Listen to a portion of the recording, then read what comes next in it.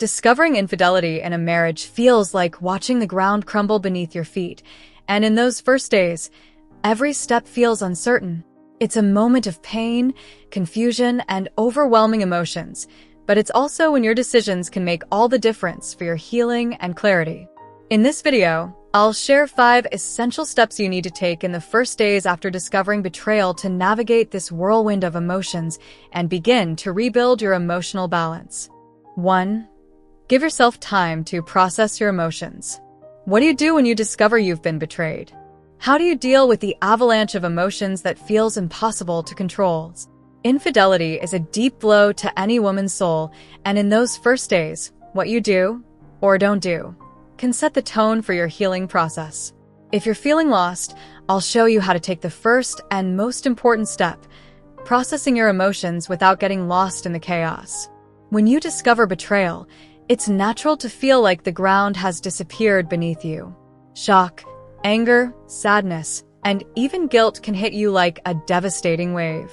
At the same time, you might feel immense pressure to make quick decisions. Should I leave? Talk to him? Tell someone? The truth is, in these first few days, you don't have to solve everything all at once. Your first priority is to yourself. Allow yourself to feel and process your emotions. Maybe you're asking, but how do I do that? How do I feel without being swallowed by the pain? The answer is simple, yet powerful. Don't fight what you're feeling. This means allowing the tears to come, acknowledging the anger pulsing through you, and, most importantly, giving your pain space without ignoring or repressing it. When you try to swallow what you're feeling, it only postpones the inevitable. Unprocessed pain has a cruel way of resurfacing later, in moments and ways you don't expect. So, take a deep breath and embrace your emotions like a friend who needs to be heard. Sit somewhere comfortable, write down what you're feeling, cry in the shower, or scream into a pillow if you need to. There's no shame in feeling fragile. Being strong isn't about holding back the tears. It's about having the courage to face your pain and work through it. And remember, you're not alone. In these days, try to surround yourself with people who truly love you, like a close friend or family member who can be a safe harbor for you to share your heart. Someone who won't judge you, but will simply listen and offer support. If you feel like you can't handle this alone, don't hesitate to seek help from a professional therapist who can guide you through the healing process. Here's my promise to you. You won't feel this way forever. The pain may feel overwhelming right now, but by allowing yourself to feel and process these emotions, you're starting to clear the ground to rebuild your life, whatever path you choose. This is the first step to reclaiming control, looking inward and taking care of you. 2. Seek trusted support. When you discover infidelity, it feels like your world has crumbled and everything you believed in has lost its meaning. In that moment, the worst thing you can do is isolate yourself and try to face it alone.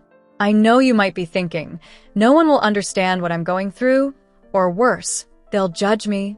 But the truth is, seeking support during your hardest moments can be what keeps you from sinking even deeper into this sea of pain and confusion. Finding someone you trust, someone who will stand by you without judging or offering empty advice, is essential. It could be a close friend, a family member, or even a professional like a therapist. This person will be your safe harbor, someone who will listen to you, comfort your tears, and help you see things more clearly. In these first few days, you need a safe space to talk about what you're feeling. Letting it out is liberating, even if it doesn't fix everything right away. When you hold it all inside, your thoughts pile up, emotions intensify, and the loneliness only grows. So don't be afraid to ask for help.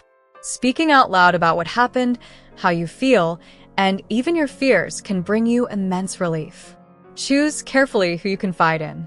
This person needs to be someone who truly listens, someone who won't rush your decisions, and who understands that this is your process. You don't need phrases like, just get over it. He doesn't deserve your tears, or you need to forgive and move on already. What you need is understanding and support, not someone imposing their solutions on you.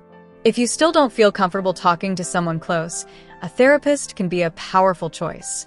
Therapy provides a space where you can speak openly and without filters, while receiving professional support to process your emotions and figure out the best path forward for yourself.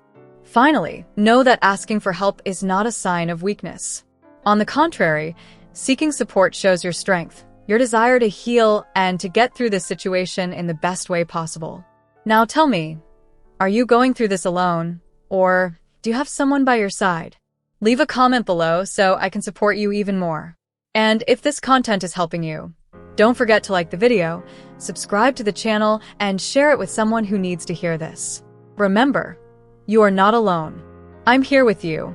3. Create a space for dialogue.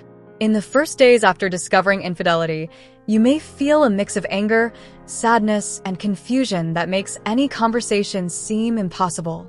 Sometimes, the urge is to scream, ask why over and over, or unleash everything stuck in your throat. Other times, silence and distance might feel like the only way to protect yourself. However, after acknowledging your initial emotions and seeking support, creating a space for dialogue with your partner becomes an important step to understanding what happened and deciding what you want moving forward. This dialogue isn't easy, and it's okay if you don't feel ready for it yet. But when you do decide to talk, it's ideal to prepare yourself emotionally so you don't get carried away by impulses or end up hurting yourself even more. The conversation needs to have a clear purpose, to bring you answers that make sense. Asking questions like, why did you do this? What was missing in our relationship? Was it just once or something more serious? Can be incredibly painful, but it can also provide clarity about what really happened. Often, a lack of answers makes the pain worse because your mind starts creating scenarios and stories that might be even heavier than the reality. When initiating this dialogue, choose a time when both of you are calm. Avoid conversations in the heat of anger because that can quickly turn into a blame game where no one truly listens.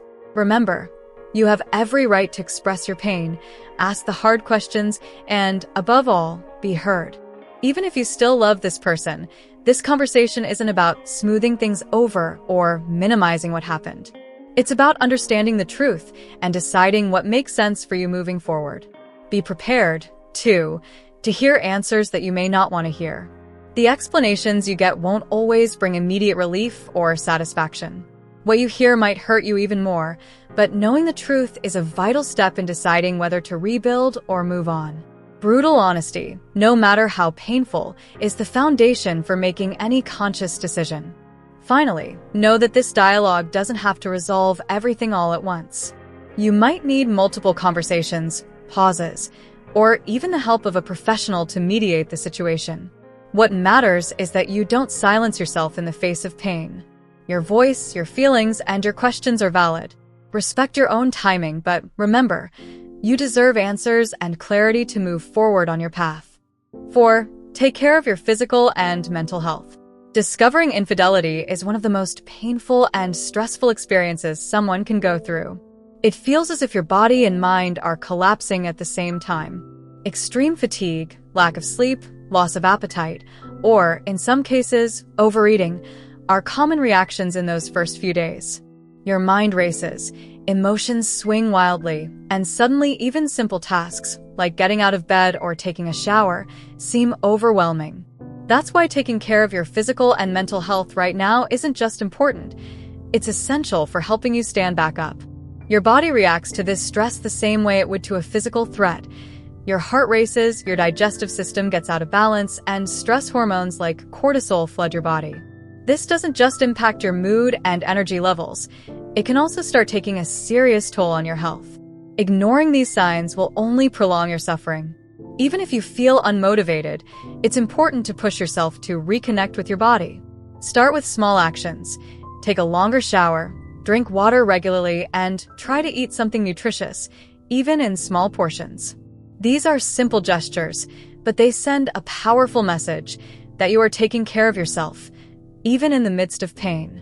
Sleep, though difficult, needs to be a priority. Insomnia or restless nights are common when your mind is spinning with unanswered questions and painful memories. Try to create a more relaxing environment at night. Reduce screen time before bed, take deep breaths, or listen to something that calms your mind, like soothing music or a relaxing podcast. Remember that rest is an act of self-care. If your mind won't stop racing, you might try writing down everything you're thinking about before bed to lighten your mental load. Along with your body, your mind also needs attention and kindness. Going for a walk outside, doing light physical activity, meditating, or even seeking therapy are ways to care for your emotional health. These activities help release hormones like endorphins and serotonin, which counter the effects of stress and bring a sense of relief. It's not about ignoring the pain, but rather giving yourself moments to breathe. Remember, taking care of yourself isn't selfish, it's survival. Right now, you need to be your own priority. Even in the midst of pain, your body and mind deserve love and attention. Each small act of self-care is an important step toward your healing. 5. Take your time to weigh your options. After discovering betrayal, it's natural to feel like you need to make a quick decision. Stay or leave. Forgive or never look at them again. However, making major decisions when emotions are at their peak can be risky because your mind is still consumed by pain, anger, and confusion. As much as the urge to act impulsively may be strong, stepping back and calmly evaluating your options is the best gift you can give yourself in this moment. First, understand that there's no right or wrong answer because every situation is unique. Betrayal, while deeply painful, carries different meanings and contexts in each relationship. For some women, rebuilding trust and trying again makes sense. For others, moving forward alone is the only viable option. The most important thing here is to ask yourself, what do I want? What's best for me, for my peace, and for my life? These answers won't come immediately, and that's okay. Give yourself time. You don't have to decide the future of your marriage in a matter of days or weeks. Allow yourself the space to reflect, to talk with people you trust, and even to seek professional help, like a therapist or couples counselor. Sometimes, externalizing your feelings and hearing a neutral perspective can help organize the whirlwind of thoughts and bring clarity about which path makes sense for you. Another important point, avoid getting carried away by outside pressure. The people around you may offer opinions, often well-meaning, like, you deserve better, leave, or think about the family, give it another shot. But the only person who can truly decide what's best for your life is you. No one else is living your story, and no one feels your pain the way you do. Also, remember to look toward the future and consider what you want in the long run.